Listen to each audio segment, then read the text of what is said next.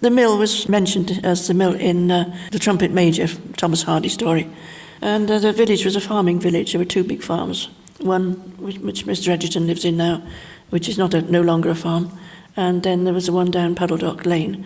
There's a big farm down there, the Diamonds Farm. They lived down there, but there was another house which had a moat around it, which is rather nice, which is now has been, like everything else, done up. And so that was part of the old Sutton. But the farms, one farm, of course, had all this lot here, and the other farm had all that lot over there. And so it was pretty equally divided. And it was mostly sheep and cattle. There wasn't much in the way of arable. Well, it was hard work, wasn't it, doing arable? When the farm changed hands, the first thing he did was ploughed one of the fields straight up and down, and that was the time when we had the great flood, because, of course, all the mud was washed straight down into the pond, and it flooded the village. But that was when it changed hand, and obviously the new farmer either thought he could get away with it or he hadn't really thought it through. So now there is one field that is ploughed regularly, but most of it is now back to sheep. What is it like having the Ridgeway on your doorstep? Well, with a dog it was ideal because you could just go straight up the hill and you spend it all day up there if you like. You could walk to Broadmain, Osmington, all the way around if you wanted to. And you could get onto the White Horse quite easily in those days.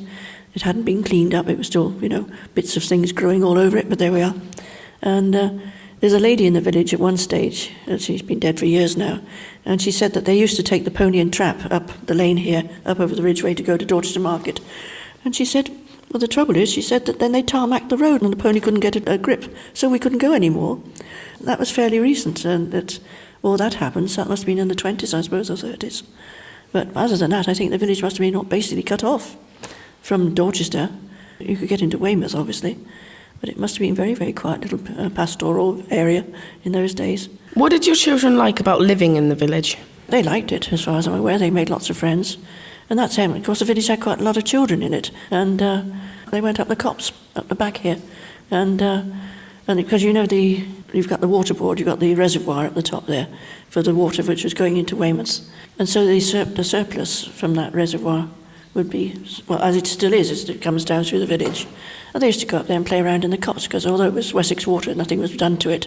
And they used to lark about. There was about 6 of them, used to go up there regularly, even though they were quite small, because it was really reasonably safe.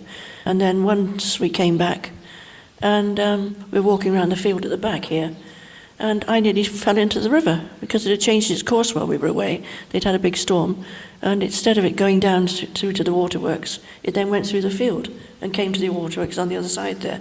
And after that, they didn't really like going up the copse particularly. And I think the water was one of the main attractions, Tarzan and all that. And no, the thing is, they were able to go where they liked, and we used to go with the dog and everything. It's up over the top of the hill, up over the White Horse.